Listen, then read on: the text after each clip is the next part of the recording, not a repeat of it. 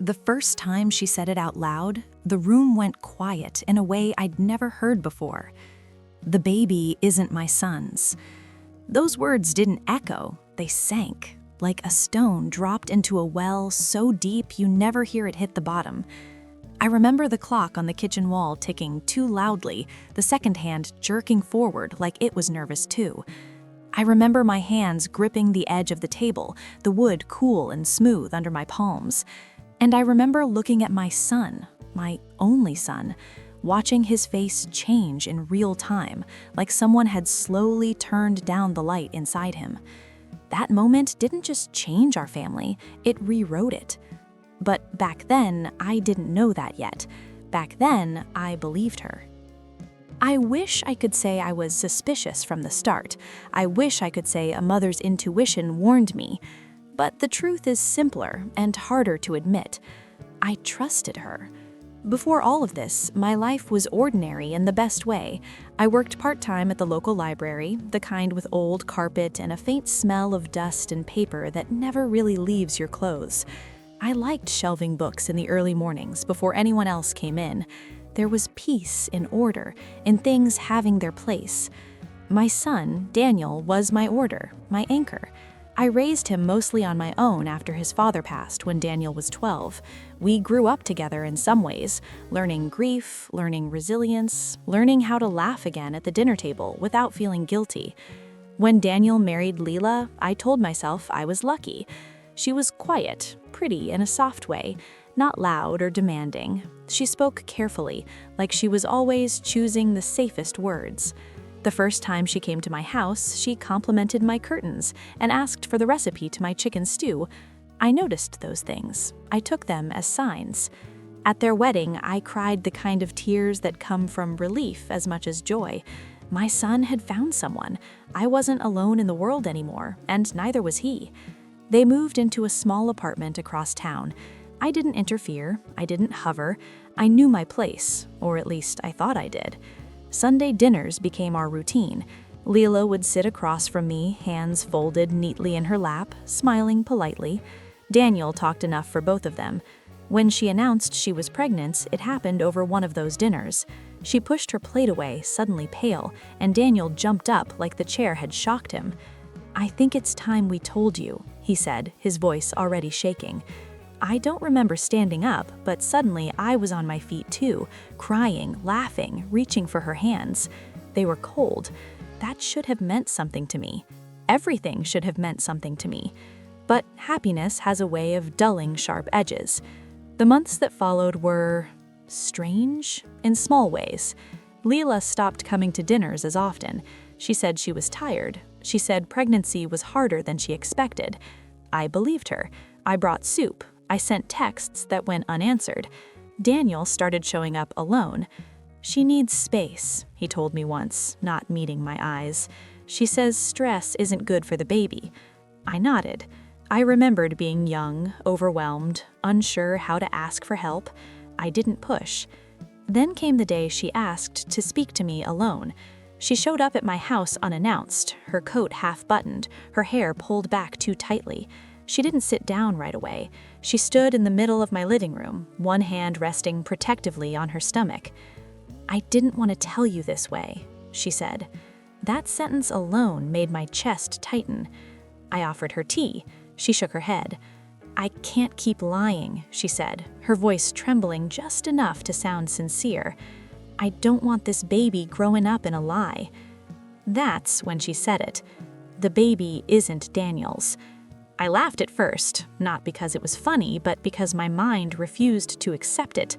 Laughter was easier than collapse. She started crying, real tears sliding down her face, dropping onto the carpet. She said it happened before the wedding.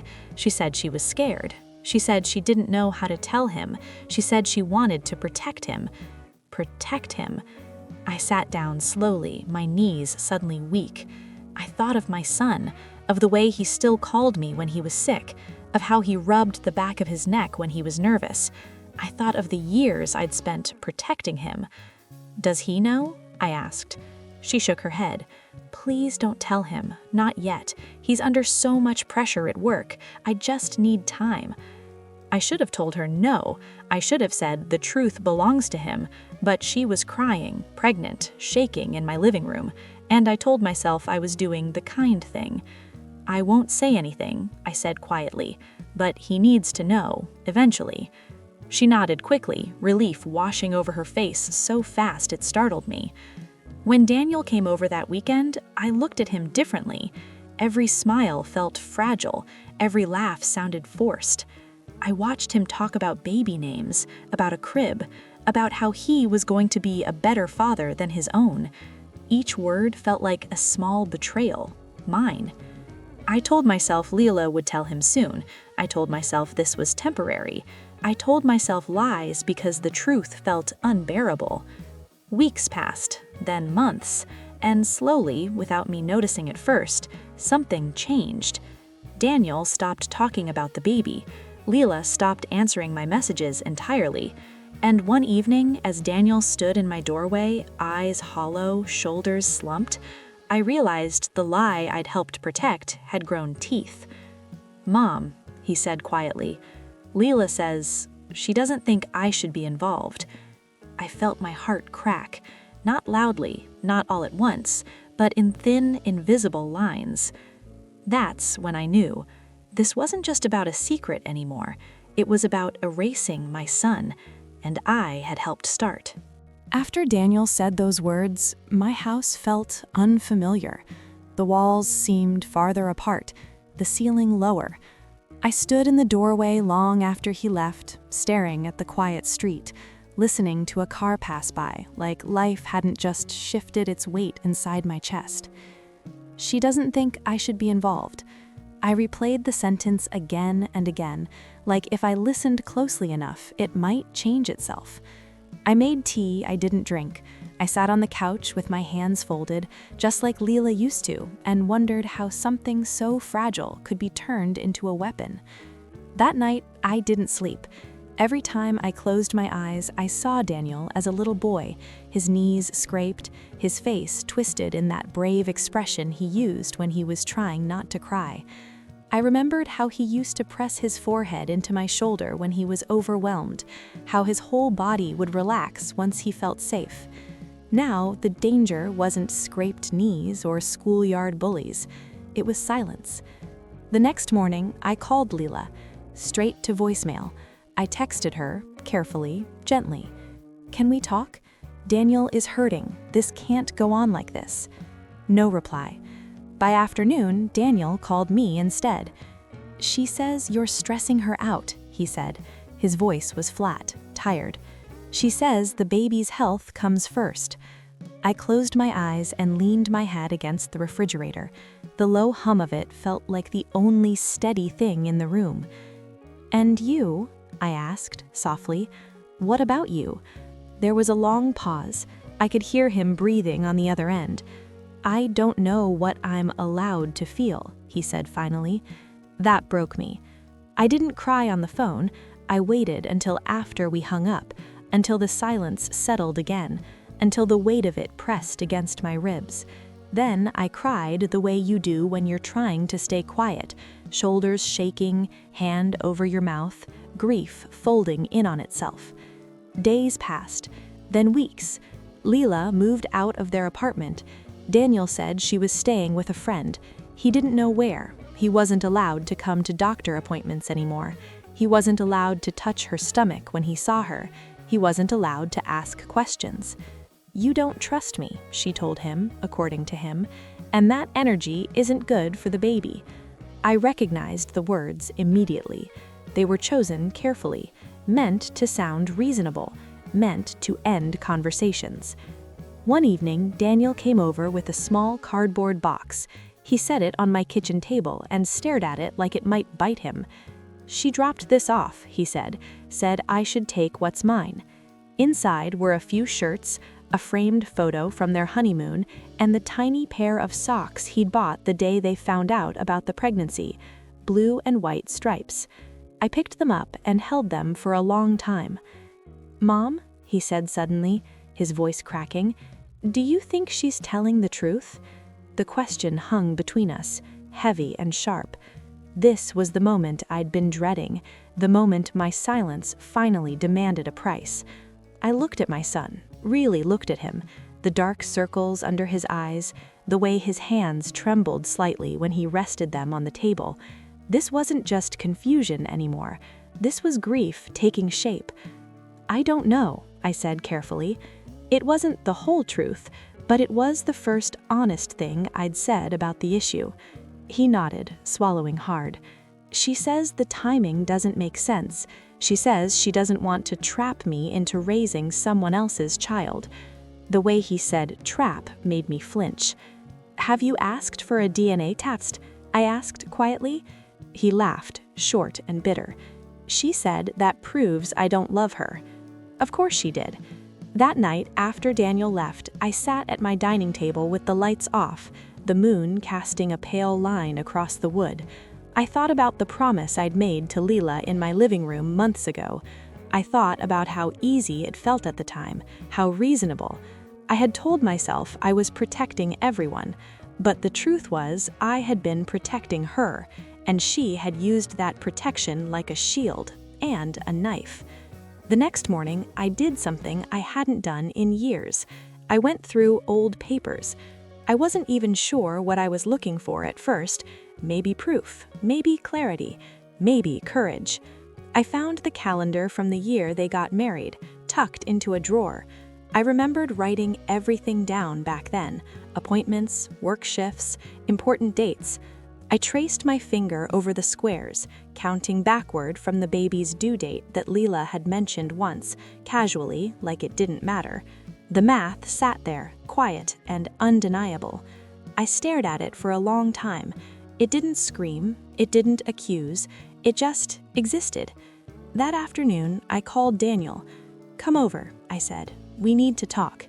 When he arrived, he looked wary, tired, like someone bracing for bad news.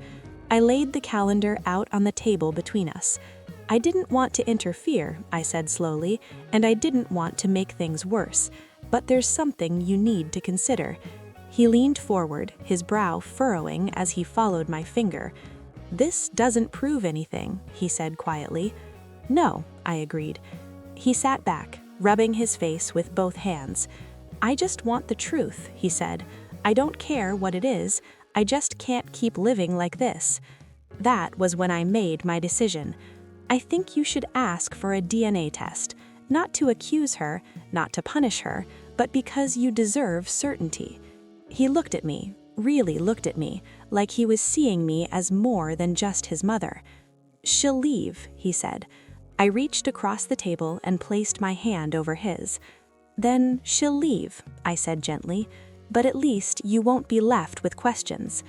He didn't answer right away. He just sat there, breathing slowly like he was steadying himself before stepping into cold water.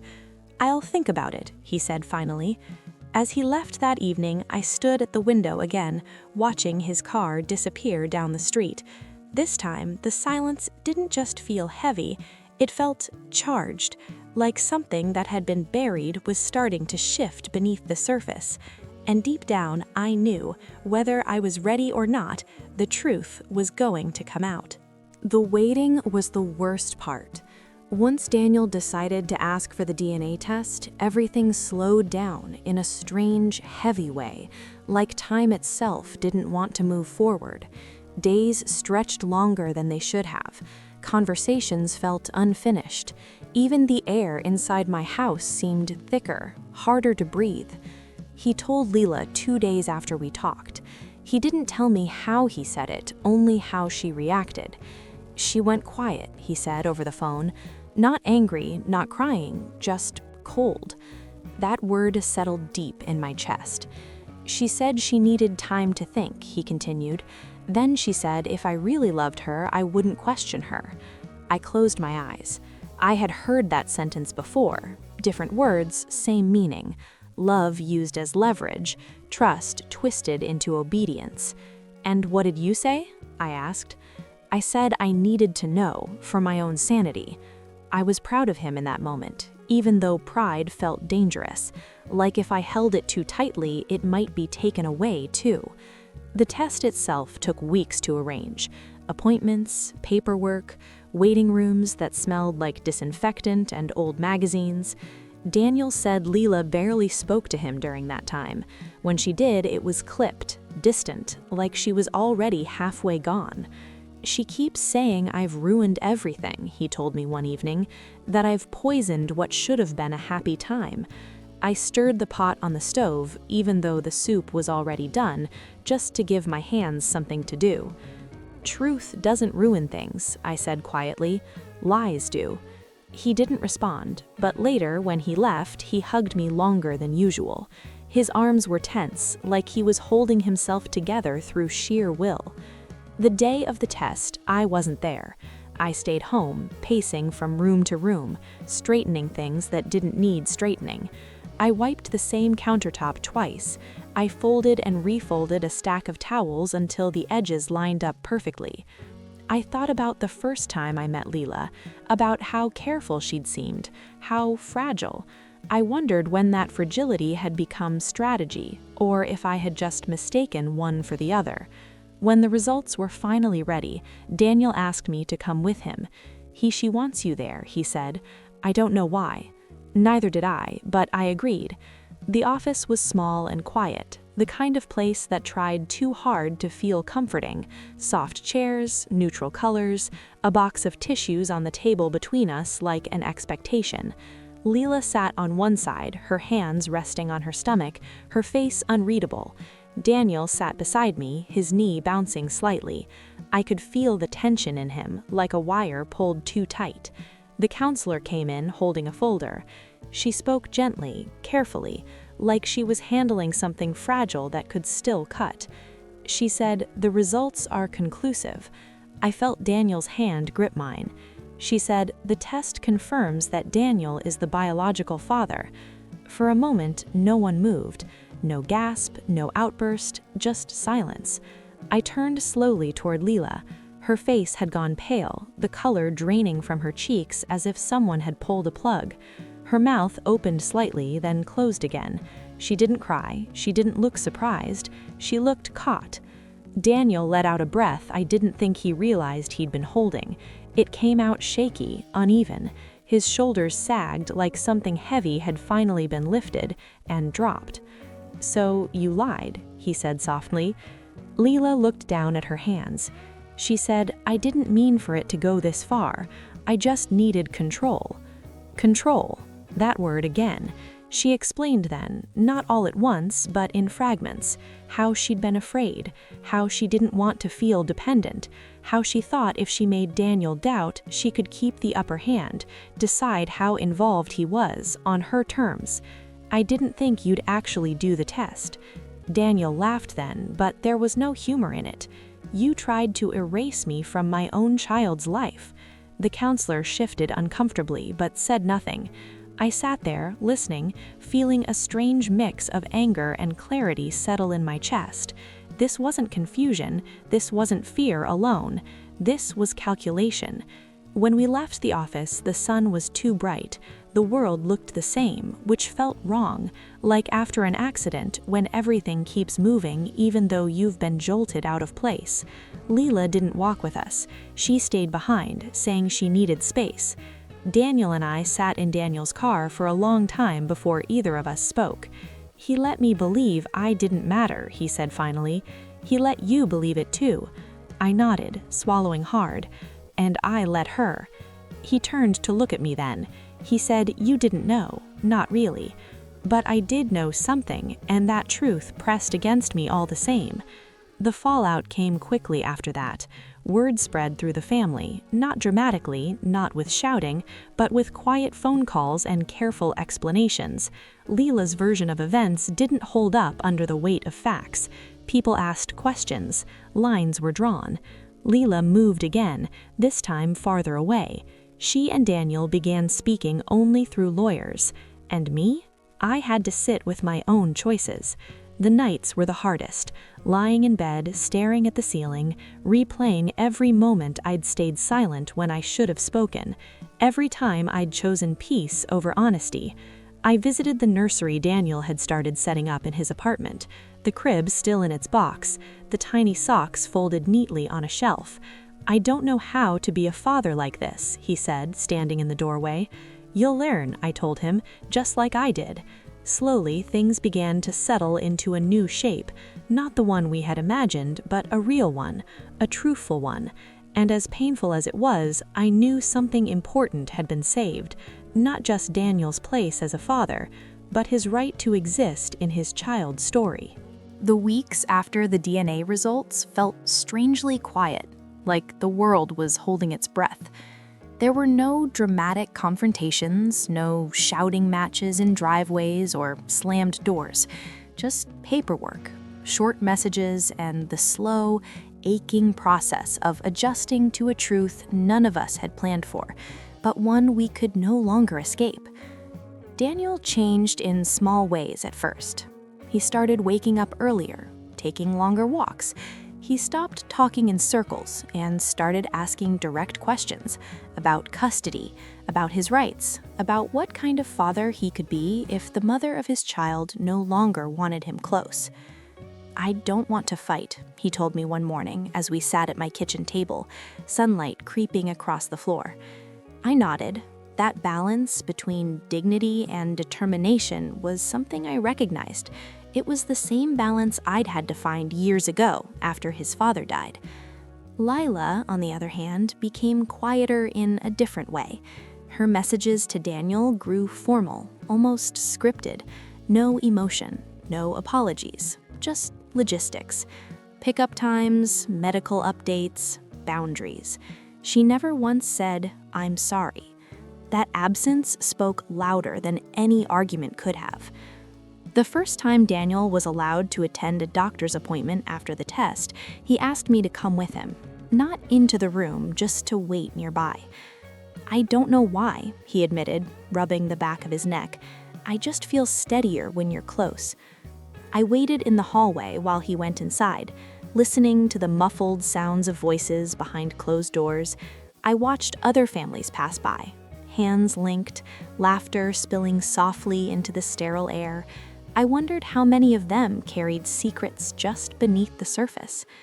When Daniel came out, his eyes were red, but his back was straighter. "I heard the heartbeat," he said. I smiled, my own eyes filling. "That stays with you, no matter what happens." The pregnancy moved forward, whether we were ready or not, and with it came the public consequences Lila hadn't anticipated. Not the kind that come from gossip or cruelty, but the kind that come from truth simply existing. Her own family started asking questions, not accusing ones, just quiet, confused ones. Why had Daniel been pushed away? Why was there a test if there was nothing to hide? Why did the dates now make sense? Lila stopped showing up to certain gatherings. She declined invitations she used to accept easily. The image she'd carefully built of herself as the wronged, cautious wife began to crack. I didn't take pleasure in that, but I didn't intervene either. Justice, I've learned, doesn't always arrive loudly. Sometimes it just stands still and waits for lies to trip over it. One afternoon, Lila called me. It had been months since we'd spoken directly. Her voice was different, tired, stripped of its careful softness. "I didn't expect this to happen," she said. "Which part?" I asked gently. She was quiet for a long moment. "All of it." She didn't ask for forgiveness. She didn't defend herself. She just spoke about fear, about control, and about how she'd grown up watching people leave and decided she'd never be the vulnerable one again. "I thought if I kept him unsure, he wouldn't leave," she said. "And now?" I asked. "I pushed him away myself." There was no triumph in hearing that, just sadness. "When you lie to protect yourself," I said slowly, "you end up hurting everyone, including you." She didn't respond. When the baby was born, Daniel wasn't in the room, but he was in the hospital. He stood in the hallway holding a small bouquet of flowers, unsure whether to sit or pace. His hands shook the same way they had when he was a teenager waiting for exam results. A nurse came out and asked if he was the father. He said yes, clearly, without hesitation. That mattered more than he realized. He didn't hold his child that day, but he saw them, tiny, wrapped tightly, real. Later, when he came to my house, he sat quietly on the couch, staring at nothing in particular. "I don't hate her, but I don't trust her either," he said. "That's okay.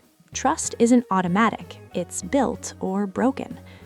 Over time, custody arrangements were made, slowly, carefully, with more lawyers than hugs.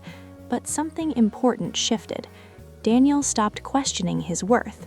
He stopped asking what he'd done wrong. He started focusing on what kind of father he wanted to be: present, steady, honest. And me? I learned something about myself, too. I learned that silence can feel kind, but it can also be complicit.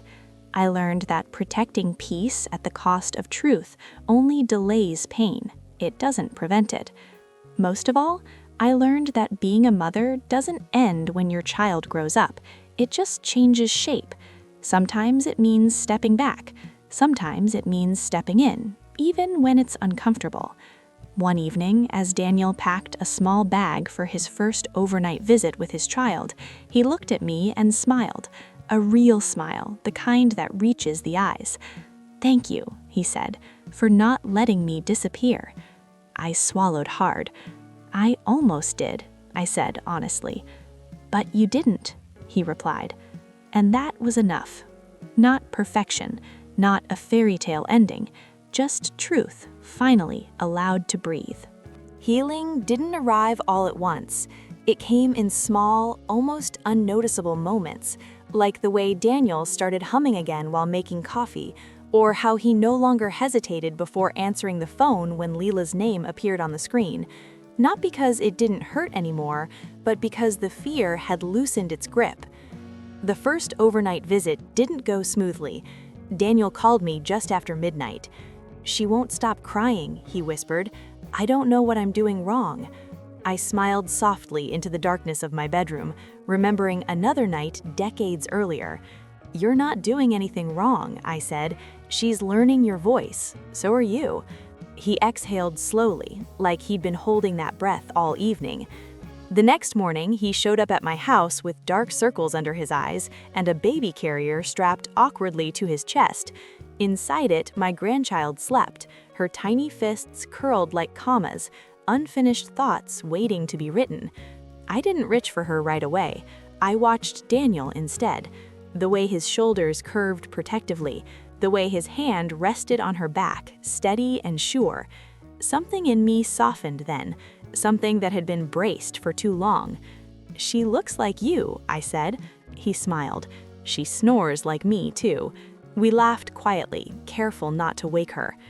Leela and I remained polite but distant. There were no more long conversations, no shared meals, just brief exchanges at drop-offs, nods that acknowledged history without reopening it. I could see the cost of her choices in the way she moved now, less certain, more guarded. Control had once given her power, now it had left her alone with the consequences. I didn't gloat. I had learned that pain doesn't need an audience to be real. One afternoon, months later, she surprised me by asking if we could talk. We sat on a bench at a small park near my house, children laughing in the distance, the smell of cut grass thick in the air. She looked smaller somehow, not physically, emotionally. "I know you don't owe me anything," she said, "but I need to say this." I waited. "I used your silence," she continued, her eyes fixed on the ground, "and I'm sorry." The apology wasn't dramatic. It didn't erase the past, but it was real. "I thought if I controlled the story, I wouldn't get hurt," she said, "but I hurt everyone instead." I nodded. "Fear makes us do strange things." She looked up then. "I won't do that to her," she said, meaning the child. "I won't lie to keep power." I wanted to believe her. I chose to hope instead. That's another thing healing teaches you, the difference between blind trust and careful hope. Daniel grew into fatherhood the way he'd grown into everything else, slowly, thoughtfully, with more heart than he gave himself credit for. He learned routines, lullabies, how to change a diaper in the dark, and I learned my place again, not as the fixer, not as the silent protector of lies, but as a steady presence, a witness, a grandmother.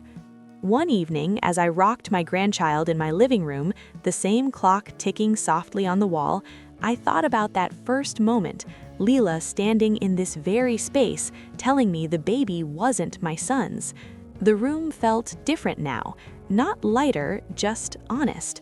I realized then that truth doesn't always save us from pain, but it does save us from living in confusion.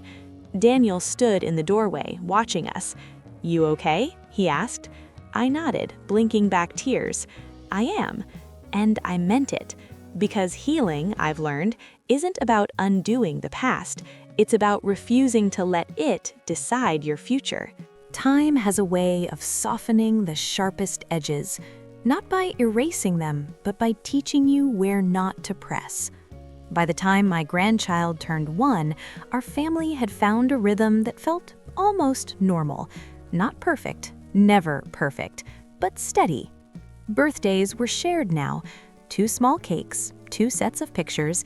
Daniel learned how to stand in the same room as Leela without bracing himself. Leela learned how to step back without disappearing. And I learned how to love without trying to control the outcome. That last part was the hardest. There were days I still replayed everything in my mind. The afternoon in my living room, her tears, my promise. I wondered how much pain could have been spared if I'd spoken sooner. One evening, Daniel found me sitting at the kitchen table long after dinner, staring at nothing. "You're thinking again," he said gently. I smiled. Mothers do that. He pulled out a chair and sat across from me. "You didn't ruin anything," he said quietly. "I know you think you did." I looked at him, surprised. "You believed someone who sounded scared. That doesn't make you weak, it makes you human." I reached across the table and squeezed his hand, feeling a familiar ache loosen in my chest. "I should have trusted you with the truth," I said. "You did," he replied, "eventually, and that's what mattered." Not long after that conversation, Leela did something I didn't expect. She asked Daniel if he wanted to attend parenting counseling together. Not reconciliation, not romance, just learning how to co-parent without using the past as a weapon. He told me about it over coffee one morning, watching my reaction carefully. "It's good," I said slowly, "if you're ready." "I think I am," he replied. It wasn't forgiveness, not fully, but it was growth. At one session, she admitted something she'd never said out loud before, that she'd been terrified of losing control because she'd never had any growing up. That power, once tasted, can feel like safety. Daniel didn't excuse it, but he listened, and listening, I've learned, can sometimes be braver than forgiving. As for me, I began volunteering more hours at the library. I joined a small book club that met on Tuesday evenings. Life expanded again, slowly, cautiously, like someone testing a healed bone. One night, while reading to my grandchild, I paused on a sentence and laughed softly. "What is it?" Daniel asked. "I almost lost all this," I said, gesturing to the room, to the quiet moment, "because of one lie." "But you didn't," he said. "No," I agreed. "We didn't." That distinction mattered. The truth didn't just reveal betrayal, it restored belonging. And that, more than anything, was what Leela's lie had threatened to take away, not just Daniel's role as a father, but his place and his own family story. Sometimes people think betrayal is always loud, explosive, but the most dangerous kind is quiet, polite, wrapped in reasonable explanations, the kind that asks you to stay silent for everyone's good. If I've learned anything from all of this, it's this. Silence is not neutral. It always chooses a side. Today, when I watch my grandchild toddle across my living room, laughing, steady on her feet, I feel something settle inside me at last. Not pride, peace. Because the truth, however painful, gave us something lies never could. A future that belongs to all of us. Sometimes, late at night, when the house is finally quiet and the day has let go of me, I sit in the same chair where all of this once began. The clock still ticks, the walls still hold their memories, but the weight in the room is different now. Lighter, honest. I think about how close we came to losing something precious, not because of hatred or cruelty, but because of fear dressed up as protection. A lie told softly can still steal years. Silence offered kindly can still do harm. If I could speak to the woman I was back then, the one sitting at this table, hands folded, choosing peace over truth, I wouldn't scold her. I'd place a hand over hers and say, courage doesn't always feel loud. Sometimes it's just saying the hard thing sooner. Families don't break only from betrayal. They break from the moments we choose not to speak. What saved us wasn't revenge. It wasn't humiliation. It was truth. Steady, unembellished, undeniable. The kind that doesn't shout, but also doesn't move aside. Today, my son is a father. Not perfect, not unscarred, but present. And my grandchild will grow up knowing she was never a secret, never a bargaining chip, never something to be hidden for someone else's comfort. And me? I learned that being a mother doesn't mean carrying your child's pain in silence. Sometimes it means standing up, even when your voice shakes, and trusting that truth, however painful, still loves harder than any lie ever could. So now I'll ask you something from the quiet place this story came from. Did you like this story? If it moved you or reminded you of something you've lived through, thank you for staying with me until the end. Your support, your comments, your thoughts, your presence means more than you know. And if you haven't already, I hope you'll subscribe and stay a while. There are more stories to tell, and sometimes hearing them reminds us we're not alone. Would you have stayed silent like I did, or would you have spoken sooner? I'd really like to know.